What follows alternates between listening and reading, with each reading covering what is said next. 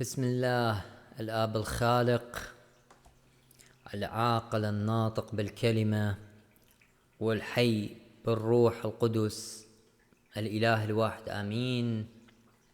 سلام ونعمة إلى كل مشاهدين ومتابعين على قناة نور من المشرق في حلقة جديدة، والرد على من دعونا إلى الإسلام، والرد على أسئلة الإخوة المسلمين. في هذه الحلقة ستختص بالرد إننا نحن أبناء ولسنا فقط عبيد. الله خلق الإنسان على صورته ومثاله ليكون مقربا منه، وميزه عن الحيوان وعن جميع المخلوقات إذ أعطاه العقل الناطق، ثم ميزنا حتى وعدنا بملكوته في يوم القيامة، وليس كما يدعي الإخوة المسلمون أنهم سيحشرون في يوم الحشر. أنا لا أفهم ما هو هذا يوم الحشر الذي سيحشر الله الإنسان مع الحيوان. يا أخوتي، ينتقدون بأننا نقول إن لنا أبونا الذي في السماوات، ولعل منتقدنا يعيب ألفاظ الإنجيل في إطلاق المسيح لقب الآب على الله، فنجيبه أن المسيح أراد أن يحبب طاعة الله إلى الإنسان ويقربها من قلوبهم، لتكن طاعتهم له بالمحبة والمودة لا بالقهر والرهبة والخوف، وأن يؤلف بين قلوبهم ويخرج العداوة منهم ويرفع ذكر التفاخر بالإنساب الذي أوقعه الشيطان بينهم، ويجعلهم متعارفين بعضهم بعضا بالأخوة، أخوة لآب واحد وأم واحدة. فقال لهم: أبوكم الذي في السماوات يفعل بكم كذا وكذا، لأن الله هو الآب الرحيم المشفق المتحنن الذي بدأ فخلقنا جودا وإحسانا، وهو يقوينا ويرزقنا بنعمته ويتفقدنا بجوده، ويغفر ذنوبنا ويحتمل بكرمه وطول أناته جهلنا، كما يفعل الآب المشفق على ولده. ثم إذ أدبنا خلط تأديبه بالرأفة والرحمة، فمن أحق وأولى أن يسمى باسم الأبوة الحقيقية من الله تبارك اسمه، فلا حاجة إذن لمن ينكر على المسيح سيدنا تسميته الله أبونا.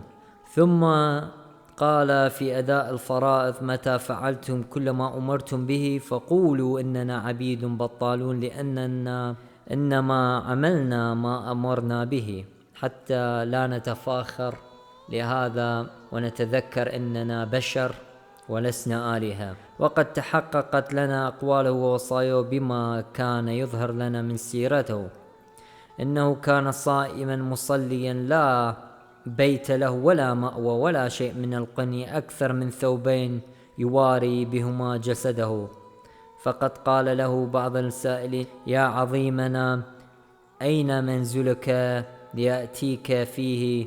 فأجاب: للثعالب أوجرة والطيور السماء أوكار، أما أنا فلا بيت لي ولا مأوى، حيث أدركت فهناك مبيتي، ومتى طلبتموني وجدتموني. اقرأ إنجيل متى الإصحاح 8. هنا يتكلم عن المسيح المتواضع الذي صام وصلى وكان قدوة يقتدي به جميع المسيحيين، لأنه المعلم والأخ والإله الخالق المخلص.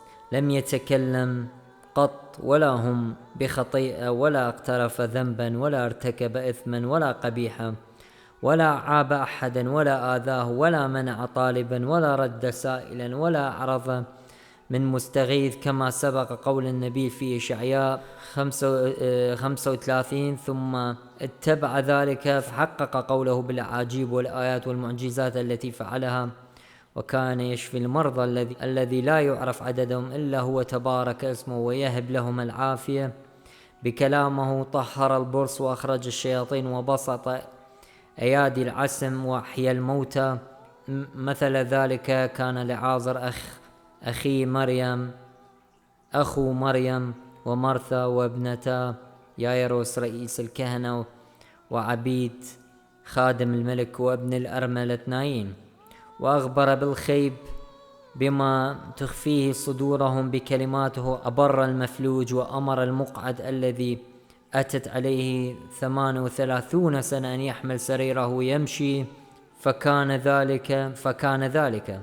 ونادى الشياطين فأجابته مذعنة لأمره طائعة لربوبيته، مقر أنه كلمة الله الحي، وأنه هو الذي يبطل سلطانها، وغفر الخطايا ومحى الذنوب بكلمته الخالقة الممجدة بالروح القدس الحال فيه، وفتح أعين الأكمة المعروف بالعمي على طول الأيام، وخلق لبعضهم أعين من طين المجبول ببصقه قدرة منه على الخليقة. إذ المسيح الذي خلق العيون أظهر لبني إسرائيل والعالم كله أنه إله خالق قادر على هذه الأعمال، لأنه لم يذكر حتى الآن أن نبيا من قبل المسيح خلق عيون لمن لم تكن له عيون من يوم ولادته.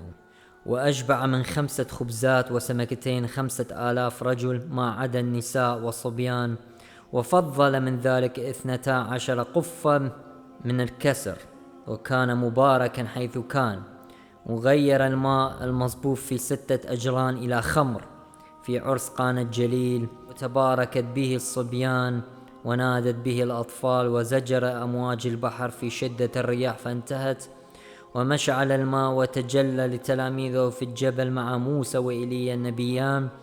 وخبر السامرية بأخبارها وقصة حياتها مع الأزواج 5 التي كانت لها، وبر مريضة تنزف دما منذ 12 سنة بمجرد لمسها ثوبه، وهي تظن أنه لا يعلم بها، فعلم بالقوة التي خرجت منه. وسألت جماعة من لمس ثوبي، وأتت المرأة وسجدت له وقرت بما فعلت، فقال لها إيمانك شفاك، امضي بسلام وكوني بريئة من علتك. حين قال المسيح من لمسني، ليس لأنه لم يعرف من لمسه، ولكن لتأتي المرأة التي شفيت وتعطي الشهادة والمجد لله الذي تجسد، الذي هو يسوع المسيح، ليعرفوا أنه قادر فقط إذا أراد بإرادته أو بعدم أو بدون كلام أن يشفي. فالذي يلمس ثوب المسيح، وثوب المسيح هم نحن جسده، أي الكنيسة الذي يأتي إلى الكنيسة ويطلب إلى الرب فهو يشفيه بإيمانه. وأيضا أمر الشياطين أن تدخل في الخنازير وتغرق في البحر فأطاعته. ولأنني أعلم أنكم قرأتم الأناجيل المقدسة من قول محمد وشهادته، وآتينا عيسى ابن مريم البيانات وأيدناها بروح القدس. سورة البقرة الآية 78. فكيف تقولون أن هذه الأفعال ليست إلهية؟ وكل ذي عقل إذا قاسها بأفعال محمد تبين له الحق من الباطل. فإن قلت أن الأنبياء كانت تفعل المعجزات التي في قدرة العالمين أن يفعلوا مثلها مثل موسى وغيرها، قلنا لك كانت الأنبياء تفعل ذلك، ولكن بعد التضرع الشديد والطلب الطويل، لا بالقدرة القاهرة ولا الأمر النافذ، لأن أولئك كانوا يفعلون الشيء المعجز كما يفعل العبيد المشفقون بحساب الطاعة لتنفيذ الأمر الذي وجه به وتبليغ الرسالة. وأنت تعلم أن موسى قبل فلق البحر لبني إسرائيل وما زال مصليا راكعا ساجدا طالبا، حتى قال الله ما لك تصرخ إليه؟ ارفع عصاك ومد يدك على البحر وشقه، فيدخل بني إسرائيل في وسط البحر على اليابسة سفر الخروج العهد القديم الإصحاح 14. كذلك إيشع بن نون وإيليا وإليشع الأنبياء كانوا يتضرعون ويطلبون في صلواتهم، فعند ذلك يؤذن لهم في عمل الآية، كما صلى إيليا 7 مرات حتى ينزل المطر على بني إسرائيل. وعلى أن بعض دعا وصلى وتضرع فلم يجب، مثل موسى الذي رفض الله دخوله أرض الموعد لأنه لم يصدق ولم يقدس اسم الله أمام بني إسرائيل، ذلك في المكان المعروف بهاء الخصام، لضربه الصخرة ضربتين فحرمه من دخول الميعاد. إن موسى حينما قال الله له اذهب وقل للصخرة أن تخرج الماء، فذهب موسى وهارون وضربوا الصخرة بعصا موسى مرتين، لهذا قال الله لن تدخل أرض الميعاد بسبب عصيانه لأمر الله. ولم يقل الله له اذهب وأضرب الصخرة، بل قال له اذهب وقل لتخرج الماء. ومثل إيرميا المغبوط في الأنبياء قد دعا فقال الله إني لا أسمع دعائك ولا أقبل صلاتك، حين تضرع النبي إيرميا أو إرميا إلى الله من أجل بني إسرائيل. فأما سيدنا يسوع المسيح كلمة الله الحي الذي هو الابن الحبيب، فقد شهد أبوه له قائلا هذا ابني الحبيب الذي به سررت، إصحاح 3 إنجيل متى.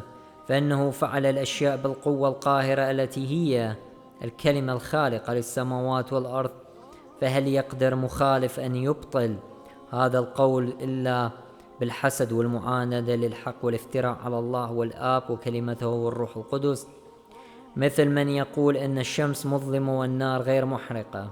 والرب يفتح بصيرتكم ويبارككم. صلوا من أجلي أنا الراهب المشرقي. نلتقي بكم أخوتي في الحلقة القادمة، والرب يبارككم. آمين.